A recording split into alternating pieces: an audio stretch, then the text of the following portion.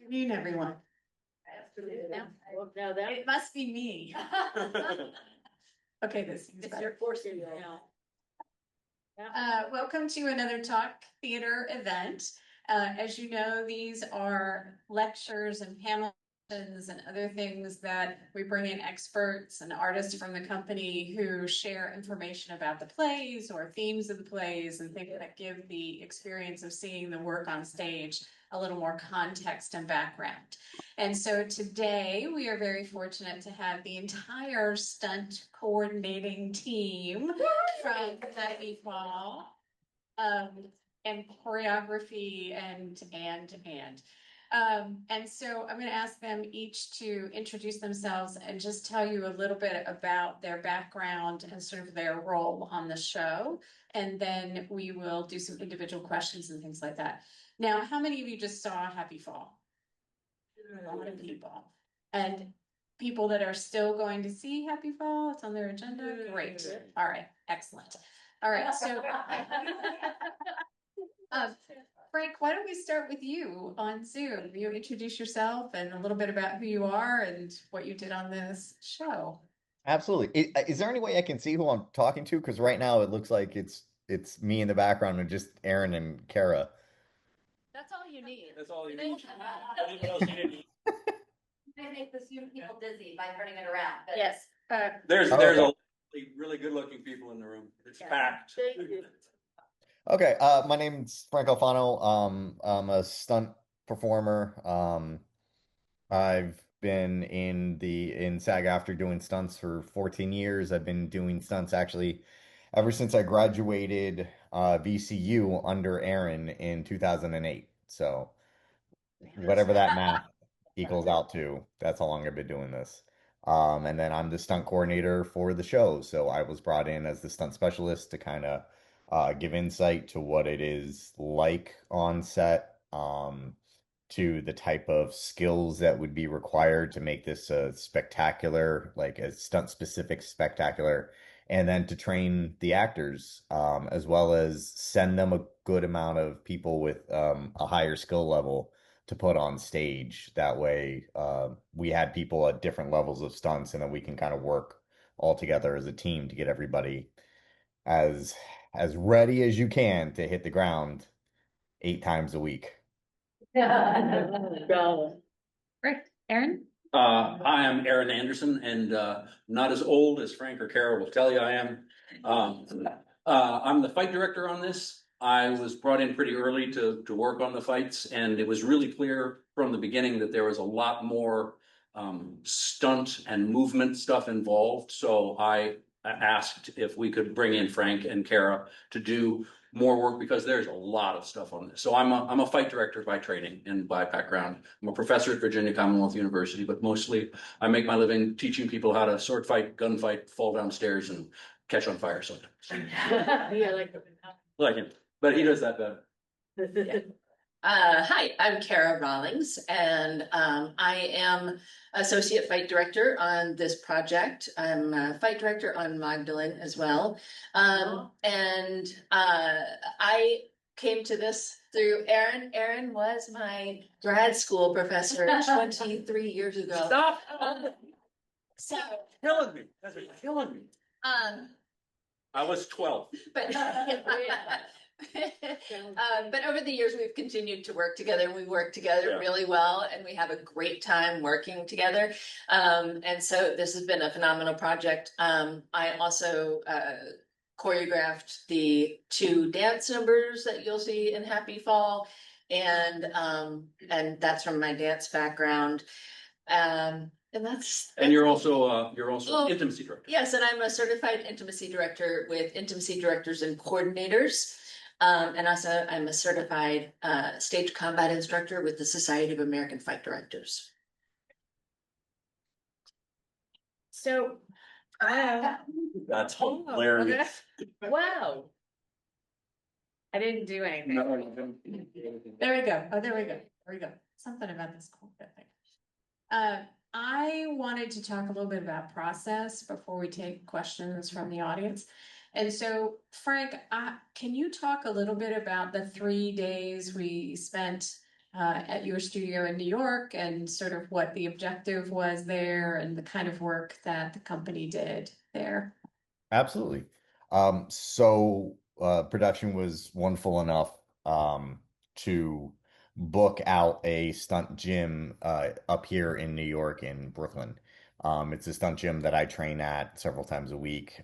So they have the mats, the pads, they have rigging points because I do rigging there every week. And what we did is we brought the entire cast in to basically do a really intense 3-day stunt boot camp. And it's kind of a tricky thing doing something like this because there are certain skills the actors need to have to to look like stunt people. Then there are the skills that they have to make sure that they stay safe and explaining to them things like this is how you fall, where you can fall over and over and over and over and over again and not get injured. And also putting them through like, okay, this is the difference between you're injured and it just hurts. Stunts always hurts, but you should never be injured, right? That's what the training is for. Yeah. Um, so we spent a lot of time, and everybody was at different levels. If you've seen the show, they have two actual professional stunt guys that I work with and train with all the time, Nick Caccaro and Trevor Sherwood. Right up in the They're back, actually right in the there. room right now. Awesome. Yeah. Right there. So You're those are my guys. And we treated this like they're the ringers essentially on the stage, where I know that I can push them a little further to do crazier things and they know how to do it safely because they have years and years and years of experience. Then I have to take the rest of the actors and the three of us, Aaron, Kara, and I, have to evaluate where their skills are and then how far can we take them? How much can we teach them? Because there is only a certain amount, especially in 3 days, that your brain can really take in and your body can handle. Because we did it for 6 to 8 hours a day for 3 straight days, and eventually your body does like need a break. And your brain too, because even with a lot of the techniques and stuff we did with knife work, even with falls, your your brain starts to get tired, which means your body starts to get lazy, which means you start risking injury. So there was a lot for them to take in, but by the end of it, everybody, if you walked in at a 5, you left at an 8, and if you walked in, at an 8, you left at an 11, essentially. So, but we did a lot. Great. Falls, wire work, sword fights, bull whips, knife fights, judo, kali. What am I missing? Like, That's, oh, wire. We also yeah, do a lot of wire work, rappelling, Yeah. Rex. wrecks, Rex, different types Rex of wrecks. are a little bit more violent than normal falls. Thank you, Frank. I was, did you want to add something? Yeah, Gary? if you think about that workshop, if you think about like Venn diagrams that are overlapping, there's one of those really important ones is what physics are. So gravity is a sort of a character in this play, and the floor is always as hard as the floor is, and faces are always not as hard as swords are. So that's the physics, and then you overlay that with the dramaturgical physics where they want someone to get punched and fall down and do all this sort of stuff. So somewhere between those two is the story you have to tell. But then you lay another circle on that, which is what the actors can do, what they are physically capable of, and skilled at. Some people everybody comes with different levels of skill. And so where those three intersect, that's your choreographic palette. And so what we were essentially doing at that workshop is figuring out who did what well, what innate skills people had that we could make them look really cool on stage. And then we picked things. And Maggie is here as well, who's an acrobat, and she was able to do a lot of flips and falls, and and she doesn't weigh much, so we thought we could throw her around a lot.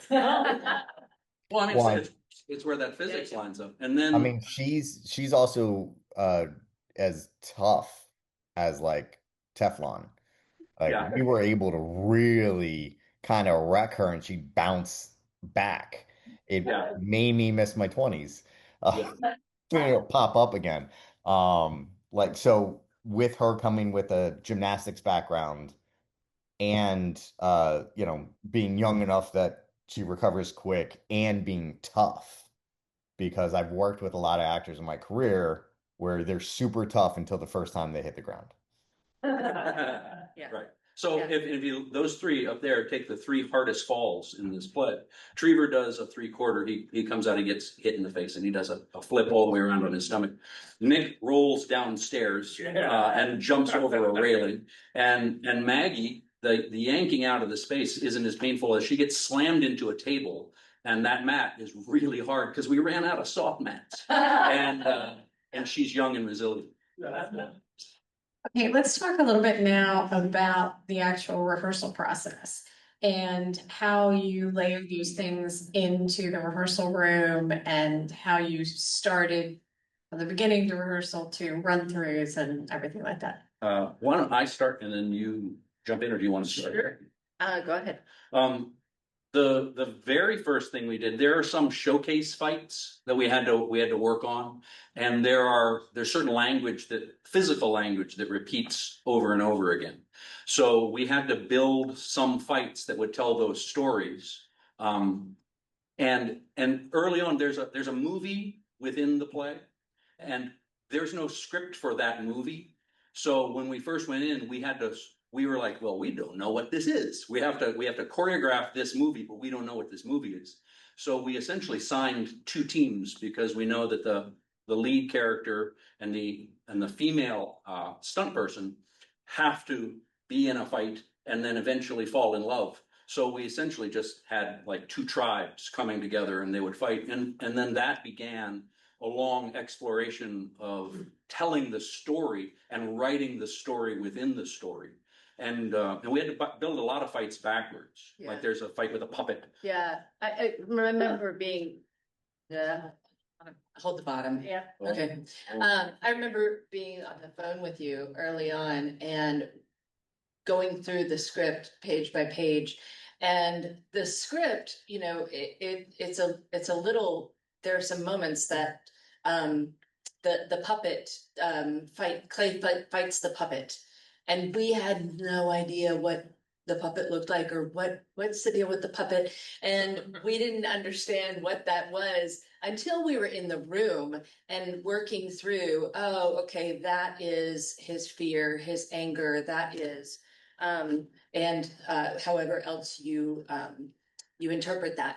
But working through each scene, we created kind of a document that had a story that in broad strokes, here's what needs to happen during this, that has, and those are moves, but more than anything, what is the overall story that that emotionally we need to hook into in order to keep the audience, and stay slightly ahead of the audience, but also to keep them engaged.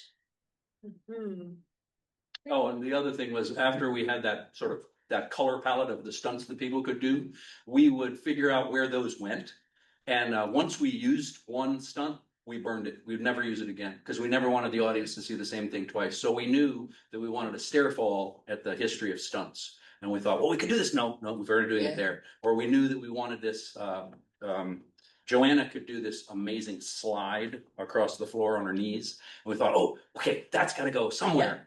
Oh, we can do that here, but if we do that here, we can't do that there. So it was like you had a lot of Lego pieces with lots of different colors. And once you use that Lego piece, you couldn't ever use it again. Well, and that was the cool thing about being, having been in the room with, in New York, because I think in New York, it gave us a real opportunity. We spent so much time together to be a real ensemble. And it was like, we will take all ideas. And so every rehearsal, if we look back at each fight moment, each physical moment, we can't remember exactly who built what part. And so it was a really great collaboration with each other. And the actors as well. And the They actors, would say, right. what if we were like, yes, or no, Mhm.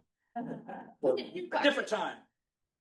Well, and the New York thing, so I always had a philosophy anytime I was pulled back into theater, because you only call me to do theater if you want like stunts on a stage. And my theory was always, because I did Clockwork Orange off Broadway, I did a Romeo and Juliet where they wanted all like knife fightings in the 90s. And my theory has always been instead of showing you a series of moves, I'm going to teach you as much as I can about the martial art.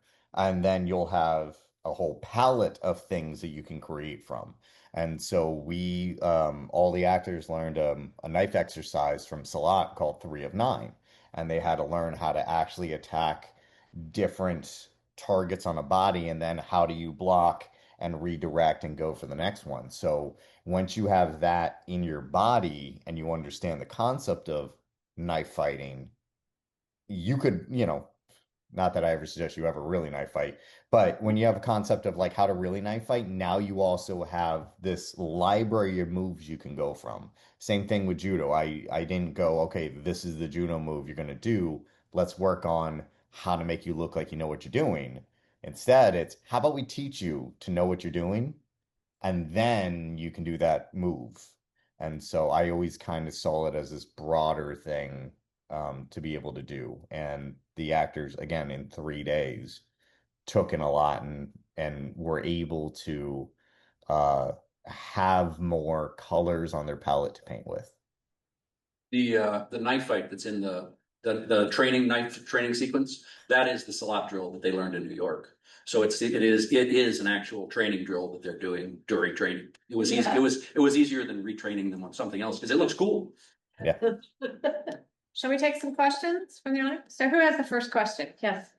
So we understand how a script works. It's the words on a page or a computer or whatever. After you built or as you built the choreography for the various scenes that you worked on with them, how do you record that so that they remember it for the future? Yeah. So the question was, after we build the physical choreography, how do we record it? Well, back in the day, back a long time ago, we used to have to write it down, and there's a notation. Yeah. There's a notation sequence. Like a dance. Right. Now we use my iPhone. And we just record it so that the actors can see it and the stage managers can see it. And then once we get it set, by the end of the day, we'll say, can we record this? And the stage management will record it and put it in a folder so that everyone has the latest version of what it was we did. Yeah, only the actors had access and stage management had access to that drive. Yeah, but back in the day, we had to write it physically, and it was really annoying.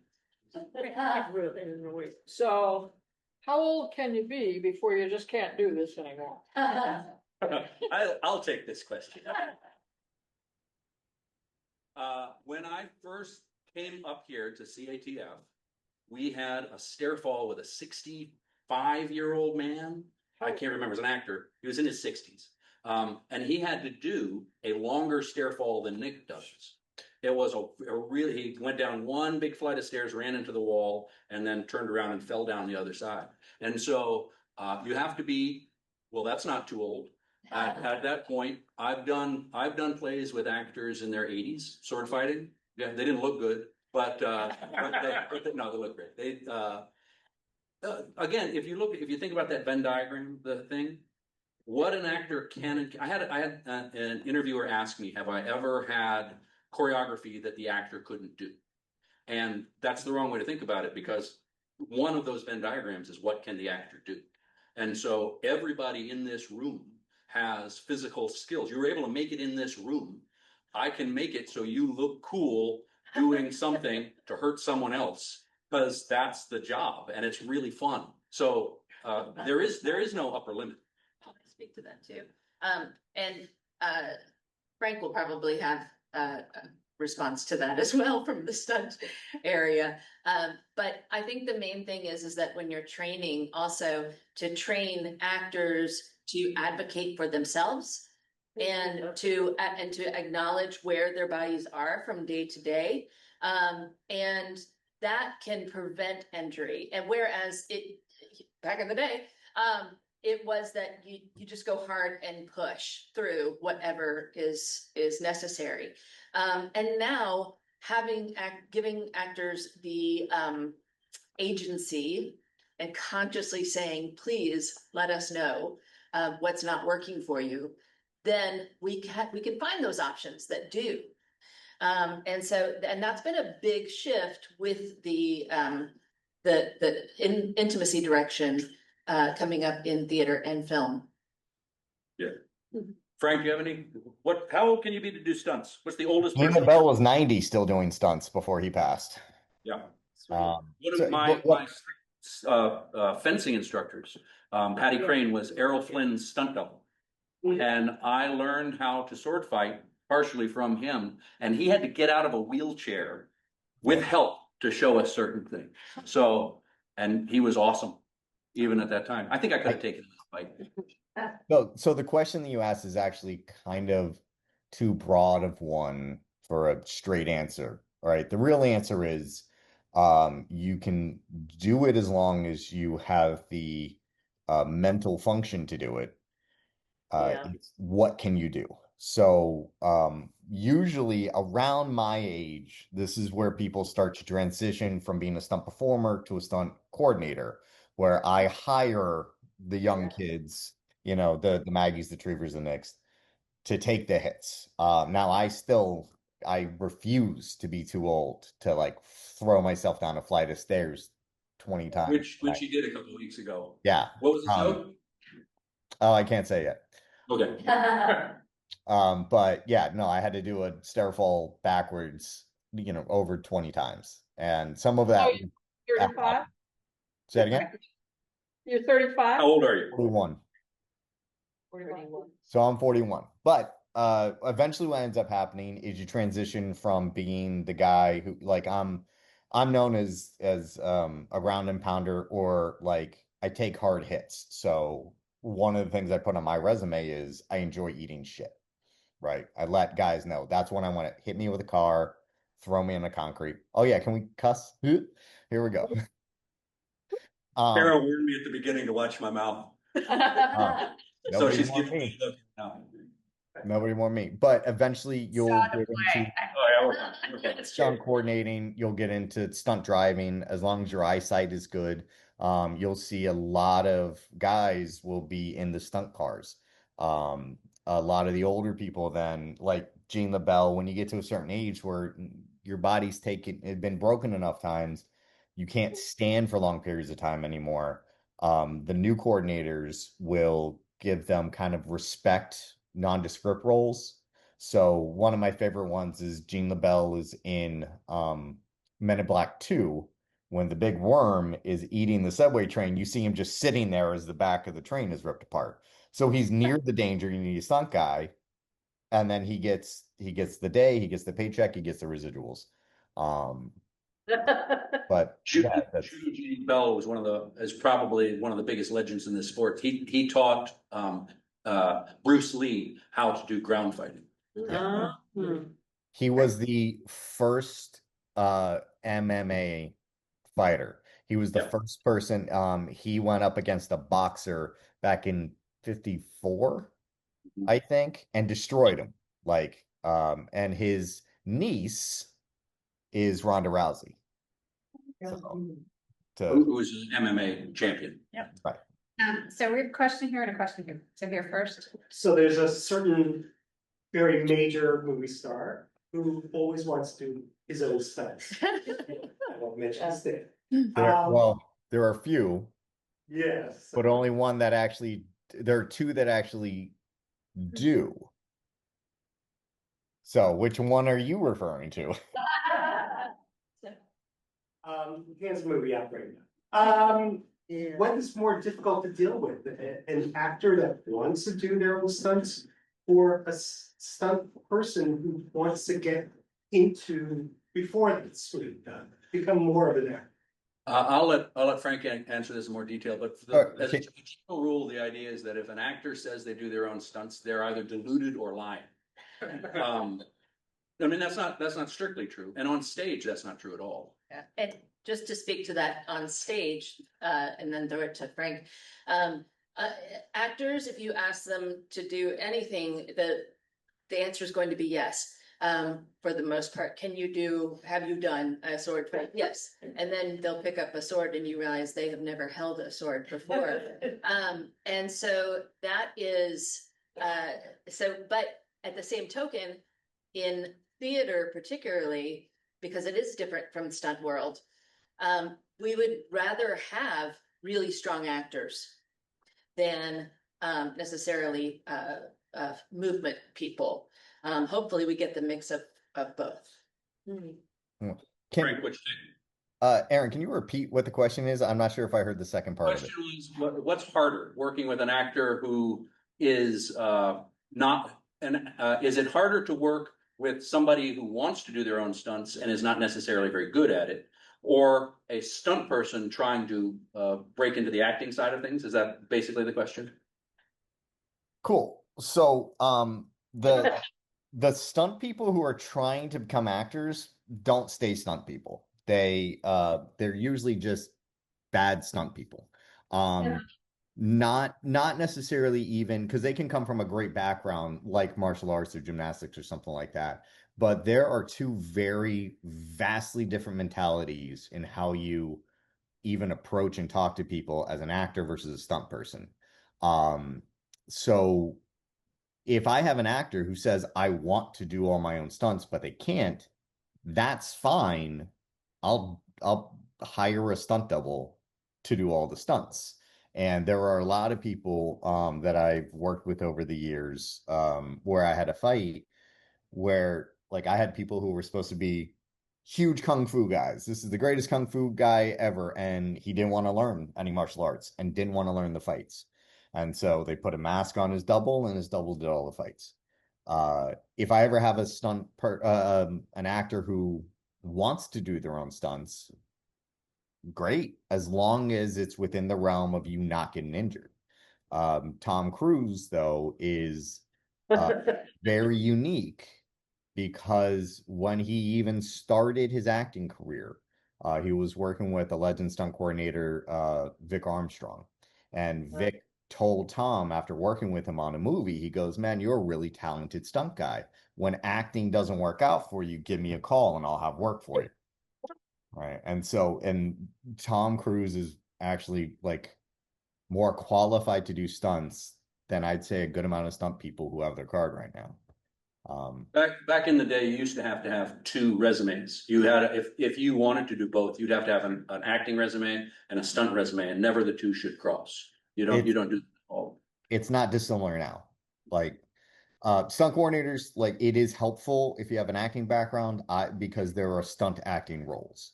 There are roles where, like, I did a scene for Law and Order where I got hit by a car and then had to do an acting scene on the ground with my leg broken. So having an acting background is incredible. But if I'm trying to be an actor, uh, you tend to approach people differently, and you have more of that networking thing, and stunt people just kind of get turned off by that very quickly. So and there's also insurance. So if you work on some films, they literally will not let certain people do stuff because the insurance is now. Tom Cruise can do whatever he wants, and there are a number when you reach a certain level of fame, the movie got green lighted because of you, and you get to tell people what it was you want to do. Yeah, great. We had a question up here, then we get to you. When you there was a lot going on in a small space and a fast time on stage tonight. And I'm wondering, in preparation for that, if the cast in creating their character find something that doesn't conform to the character they're creating in the movement that they're doing to achieve the stuff. Because Frank, you talked about building a library in your body of to broaden your palette of resources to perform. And if you reach for something that's just not right, what do you do then? Does the actor have the voice to say, this doesn't fit with the character I'm creating? Or does the movement have the power to say, you actor can do this with this part, and take it somewhere you wouldn't otherwise belong? That's a great question. It's really where, to me, where the acting meets the movement, and how is I think our first, particularly in the show that you just saw, which again is different from a stunt in a film. In coming into that, we we prioritize the character. We prioritize the story of the character and their journey. I can say that particularly Aubrey, who played Clay, also played the host and also the puppet, and that was a huge lift for him. And there were times that we that we offered movement in different for each one of the characters, and he would say that doesn't feel right, and okay, what about it doesn't feel right? Or he would go, oh yeah, because this is the moment that he is realizing this, and that, and we could help illuminate those moments of realization for the character. So I teach acting as well at Virginia Tech, and so from an acting perspective, we're always working from the acting and making the movement kind of come out of that. If we're doing it back the other way, that's when, and I had a couple of those situations in this show where I did do it the other way, particularly in the choreography. And when I started to go, oh, can y'all do this? Can y'all do this? And one of the actors was like, I think we need to do the first thing you offered. And that was really useful to me. And so, but we also had a sense in the room that we could all talk and say, yes, no, but what if we did this? And so it was really a great process.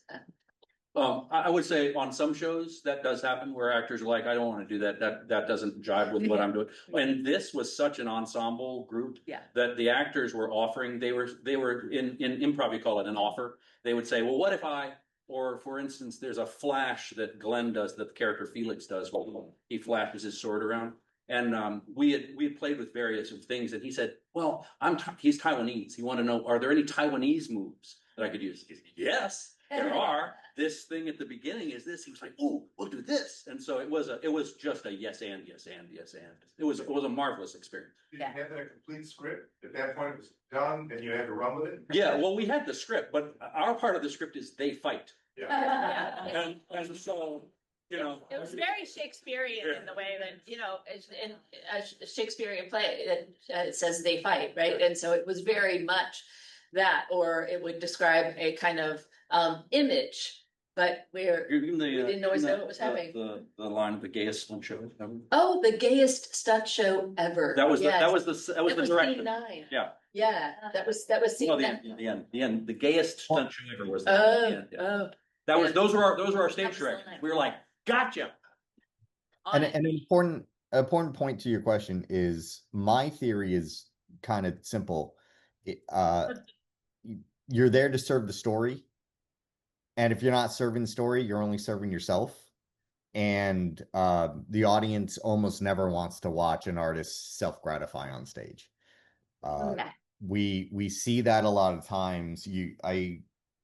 I've got a handful in my head. That would be insulting if I named, but I can name a handful of movies where you're telling a story in a very specific way, and then all of a sudden it cuts to action that doesn't fit any of the style that we did. It doesn't serve the story. Movies are coming out. It's really cool to watch, but then you're like, well, what?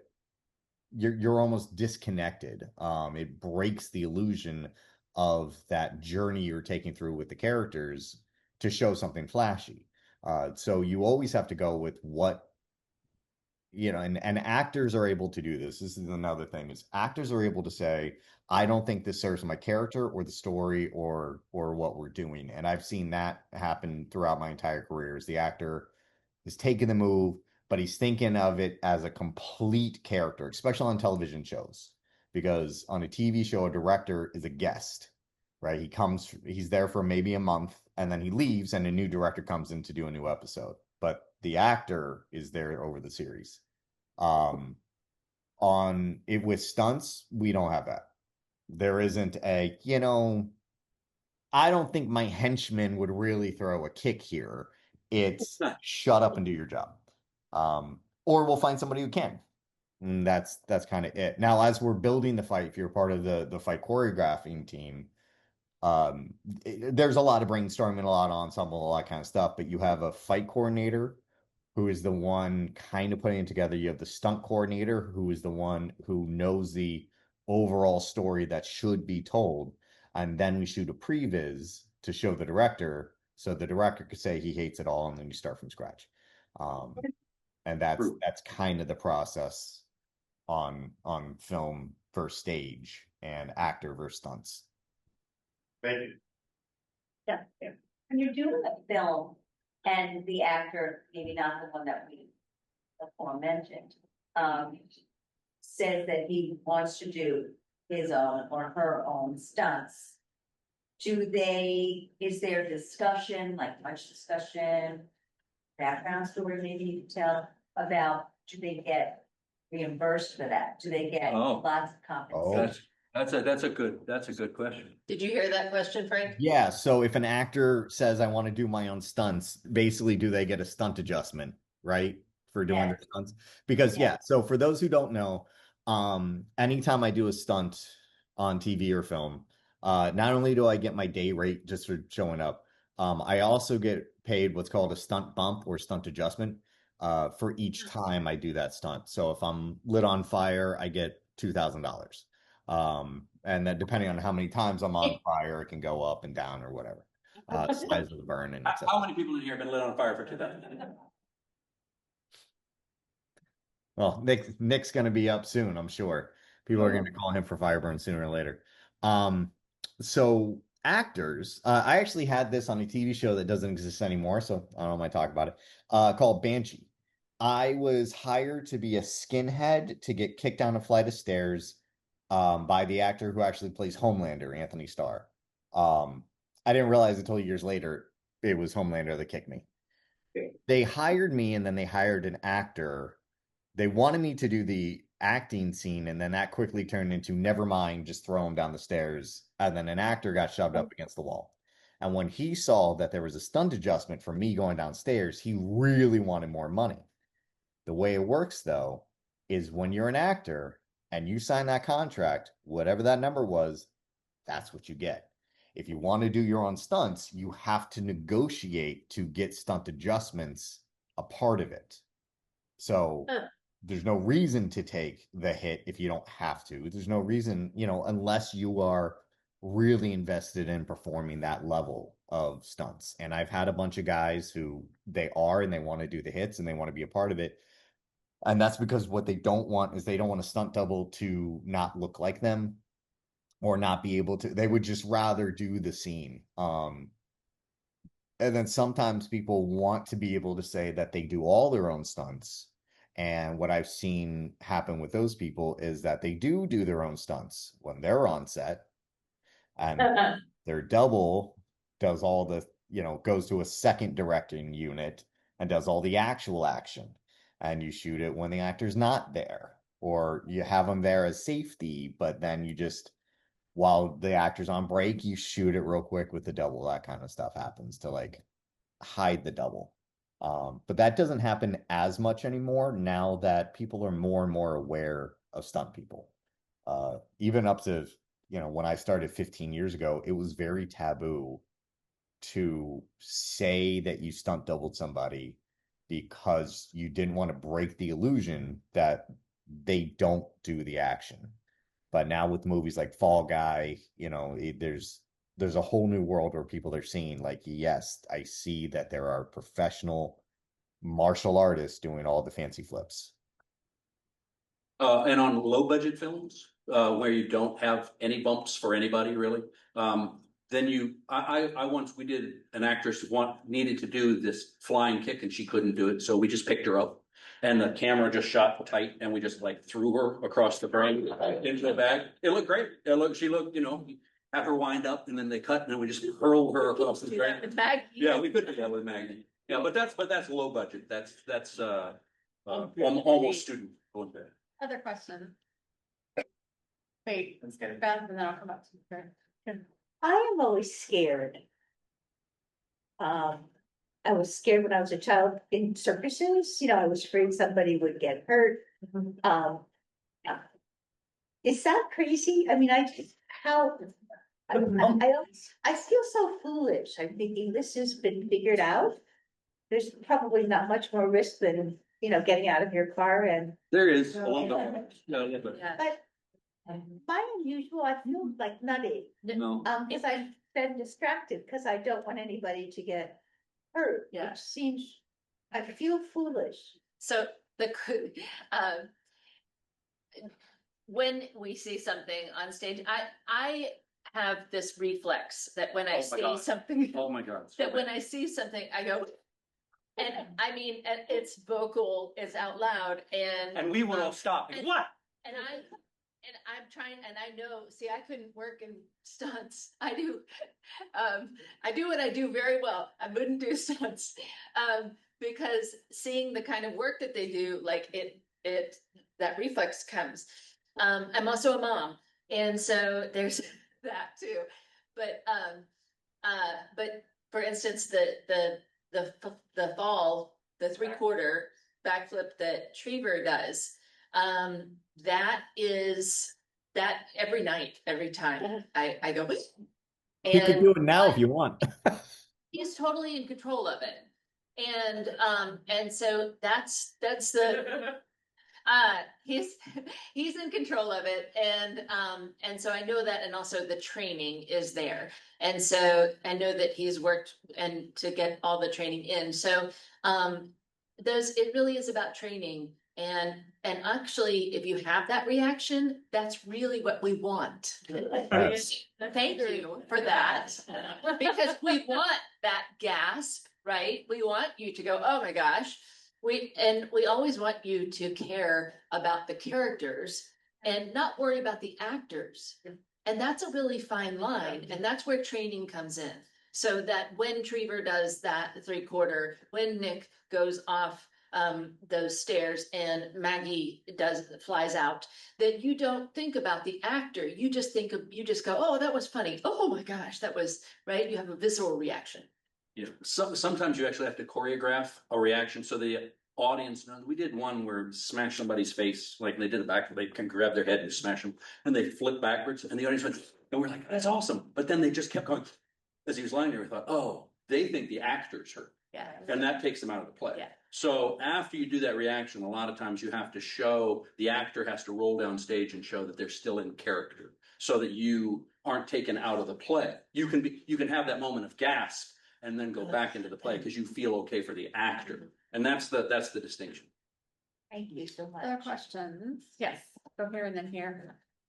So from what you've been saying, it sounds like you'll work with anybody at any level, starting from zero. But it also sounded like it's a big plus when people have gymnastic backgrounds or whatever. So when the play was cast, it was auditions or however you cast it, did people get credit for having that kind of background that helped them, or was it cast entirely in terms of acting? Yeah, we work with what we got, or how did you do? Yeah, we deliberately cast ringers. So we knew that we would have the lead actors, and that and during the audition they had to do a movement sequence. We taught them rolls and falls, so that all of them, we knew that they could do at least some basic stuff, and all of them could do more than basic stuff. And then we also carved out some additional roles for people that we call ringers, that their main job is to take big hits and fall down and make everyone else look really good. And then we had a puppeteer, and we weren't sure what the puppeteer could do, but it turns out our puppeteer is awesome. He was amazing. Kelly was solid. Yeah. Right. But then he got hit in the face and he did this big backflip and the director cut it. And he's just crushed over it. So now he does just a regular fall and he's just really crestfallen about it. But this entire cast was built around the idea of we had to have people who were really, really good and everyone had to at least have a baseline ability. Our puppeteer, Kelly, I met him the day of the stunt workshop starting. And it was one of those things where I gotta be honest, I wrote off that. I completely wrote off that role. I'm like, they're gonna give me some puppeteer, whatever. We'll put him in the background and make him do this with a stick. Like, I don't care. And then it was kind of like somebody handed me a chocolate bar, and I'm like, I don't want a chocolate bar. And then there was a golden ticket in it. And so then I started, getting real excited to go to the chocolate factory because like that was Kelly's ability and his tenacity to he threw himself during that workshop over and over and over again. So every time I'm looking over, he's doing these crazy things that we didn't ask him to do. Just because he thought it would be fun. And I'm like, that actually. So like when he's done here, if he wants to start like put himself out there as, in training and stunts, there's an environment for him up here. Yeah, good. Take a question, I'll come to you next. Okay. So what is the record for free fall? Oh, the record for a free fall is over 300. Oh, the actual record for a free fall is a mile. The guy just died. Actually, he went up to the stratosphere and jumped. Yeah. Oh, you mean into an airbag? Yes. There. Just well, that guy. So the guy, he went up in a balloon and jumped in a spacesuit a couple miles down. 24. Yeah, and he went all the way down and landed. He had a parachute. Right. There's another guy who jumped from an airplane into a net. Yep. So the line is beginning to blur with Red Bull and all that sort of stuff. I don't actually know. Frank, do you know off the top of your head what the record for a fall into a bag is? Looking it up now. I know what it used to be, but honestly, it's changed a couple times since the last time I looked it up. And there is a line in the play. Oh no, okay, it's still Dar Robinson who jumped. Oh, Dar Robinson. Yeah. Yeah, Okay. he did. Well, I think that was actually on the line. Yeah, he did from the team. Yeah, he did it. He did it for the CN Tower in Toronto, and that was 1,100 feet. That was on a decelerator line. Yeah. Right. So he was hooked into a line. I saw that too. Yeah, in the 70s. There was but in the play there's a line about the guy who set that, and then he tried to set another one, and the bag split, and he was killed. And so that it does still happen. Yeah. 342 feet. That was 1997. That was the last time that the world record was attempted. Sig Gunther, traveling at 90 miles per hour. Ooh, Frank, we're gonna go to the next question, I think. Go for it. So, yes. I was just wondering, if an actor were looking to kind of dip their toe into this realm of things and sort of expand their palette, as you guys are describing, where are some places that you would maybe recommend that they start, like training plans? Martial arts. You live in Brooklyn. Frank, we got a New Yorker for you. Great. Come over. So first off, I would tell you, start a martial art. Start some sort of combative training. The way the stunts works is you come in with a base background in something. And then after that, you build your skill sets as you go. So I came in with no talent whatsoever. And then I just trained in everything I could really, really hard. So now I'm a brown belt in judo. I've trained boxing, a bunch of different stuff. So start with finding a martial art that you enjoy. Taekwondo is a really good background. Kung Fu is a really good background. I would suggest Northern Style Wushu because it is bigger, larger moves, more jumps, all that kind of stuff.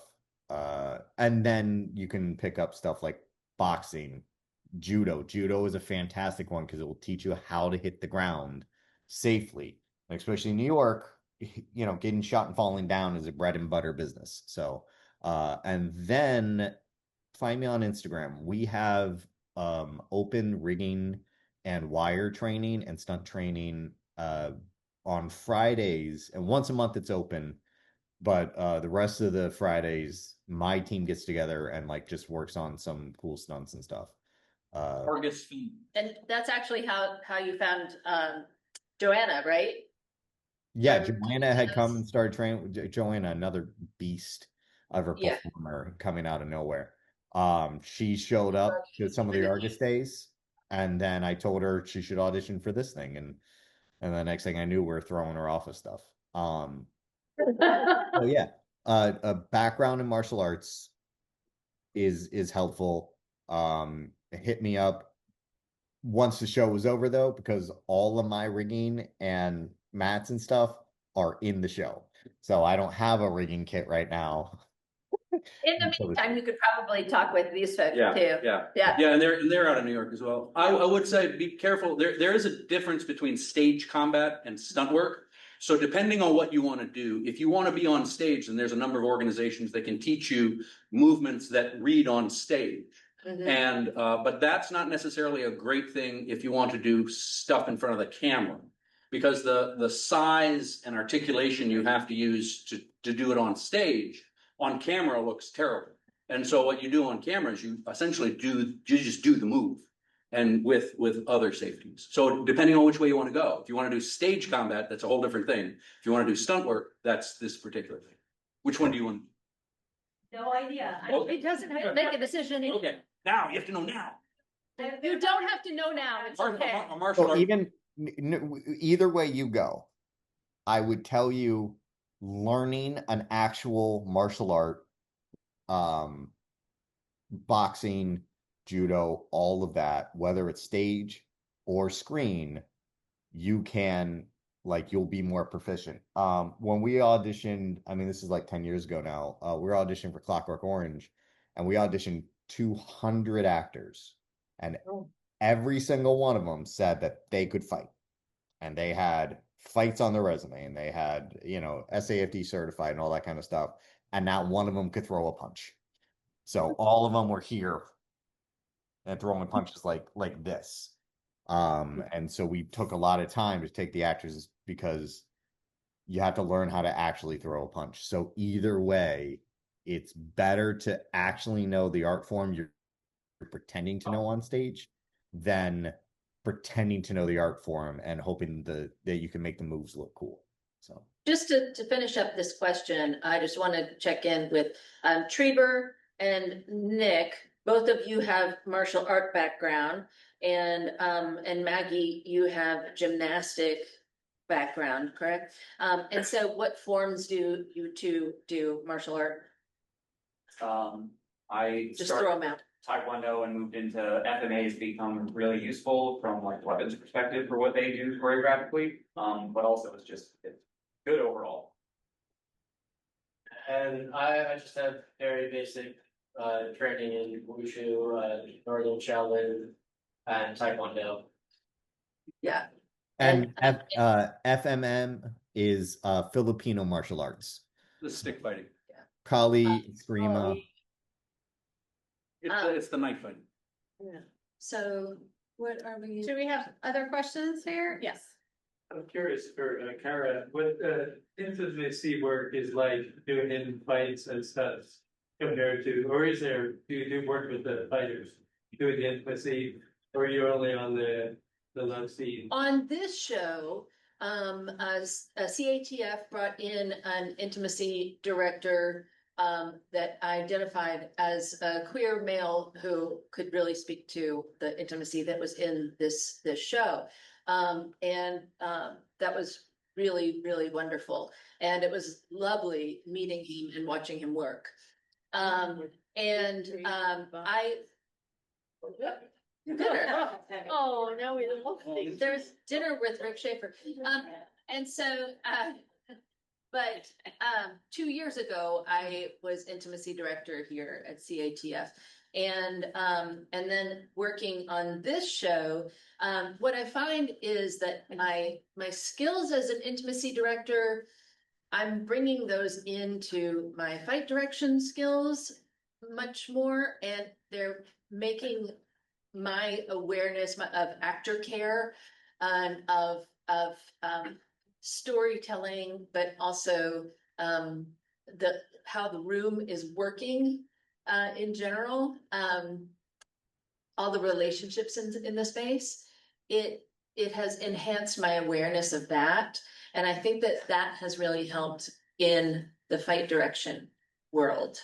And also because of the working through consent, which is not a was not a standard practice in stage combat, certainly, and has now evolved to include much more of intimacy consent principles.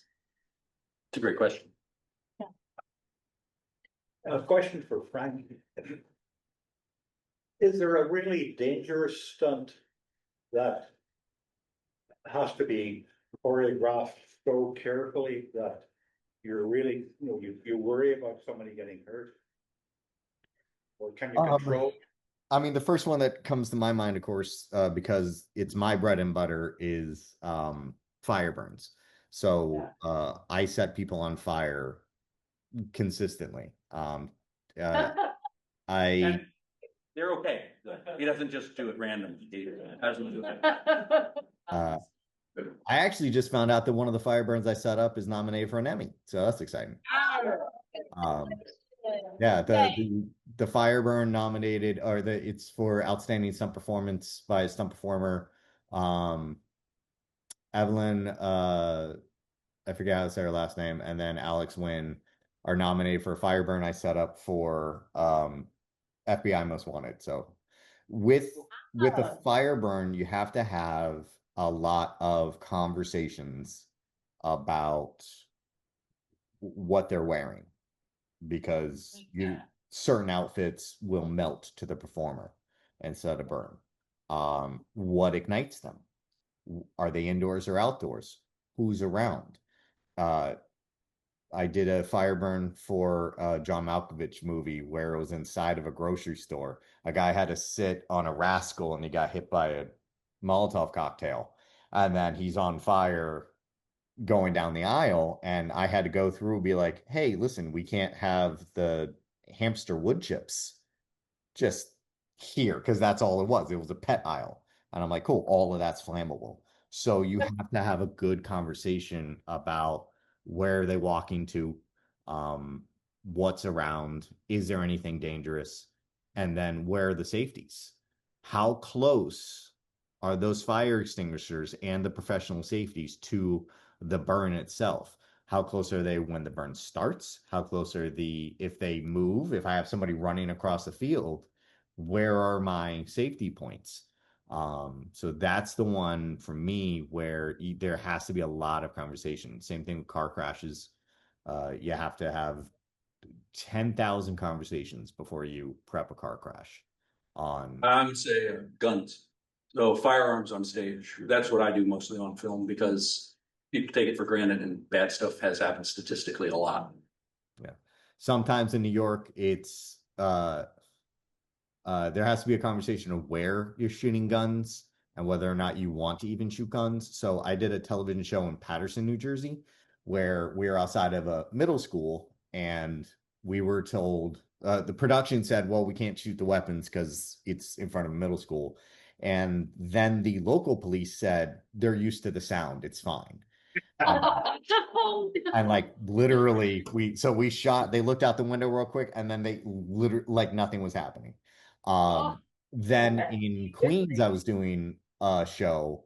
We were wrapping a Person of Interest in the middle of Queens at, midnight maybe, and we're shooting guns.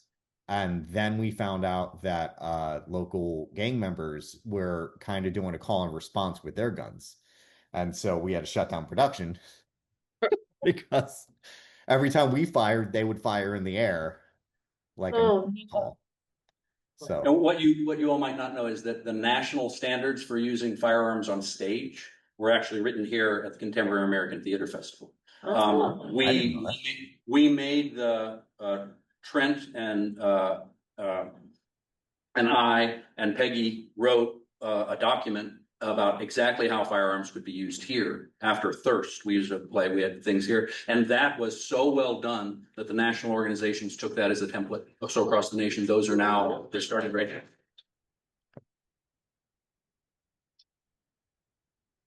I think we can take one last question. Has a final question, yes?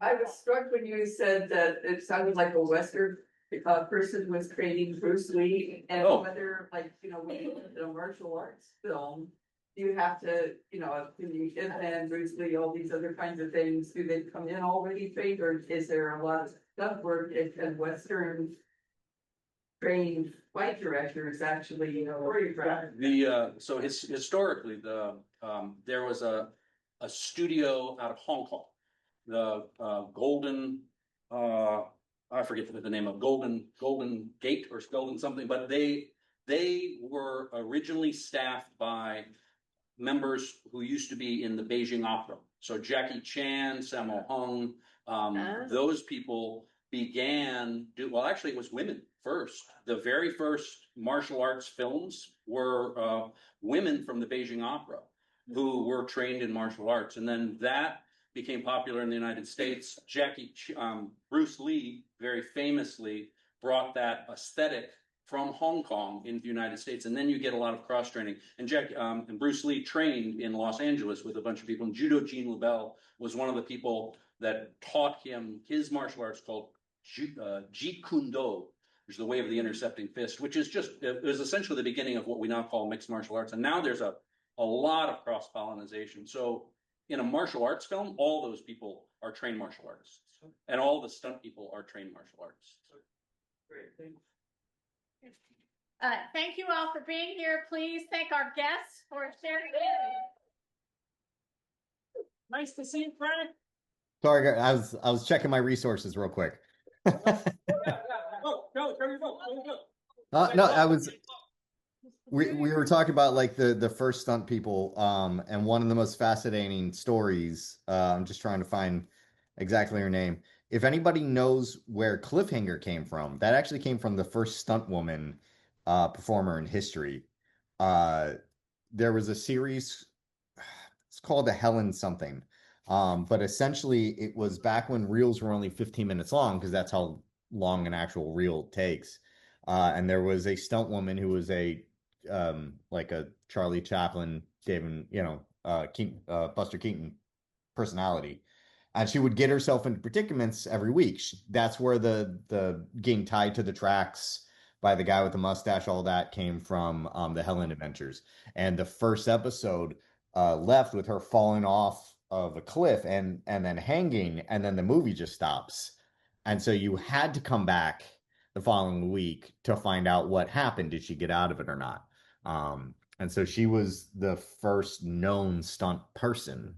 Not just not just stunt woman, but stunt person.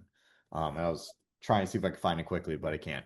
So, and for those who said that they're in Brooklyn and they want to like learn stunts and stuff, my Instagram is just Frank Stunts. So feel free to hit me up, and I'm happy to always be an open resource for anybody who wants to do this, because I don't believe in not chasing your dreams.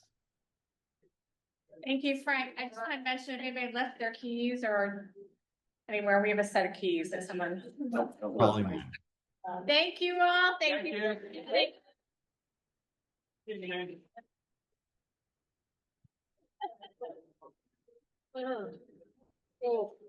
Well, that was a lot easier than I thought. Fine. Nice. That's nice. We got Hey, give me a hug. Are you? Wait, let me see my team. Send the team in front of the camera. Hi, Frank. I wanted to see the team.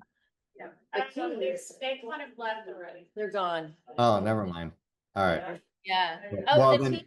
Oh, yeah. No, they walked out. Oh, the actor. So Yeah, the actors. No, it's But they fine. sounded here. Tell them I Oh, said hi and I wait, hear that they're crushing Wait a it. second, they're coming. Very good. He wants to see the team. Oh. He wants to see Nick and Trevor. Nick and Trevor and But- Maggie. Trevor's gone. Oh, Say he just hi. left too. Hi. Who wants, oh, Frank wants to see you. Yeah. Here you go. Trevor and Thank Maggie. you for coming. Trevor and Maggie ran away. Can you see Nick?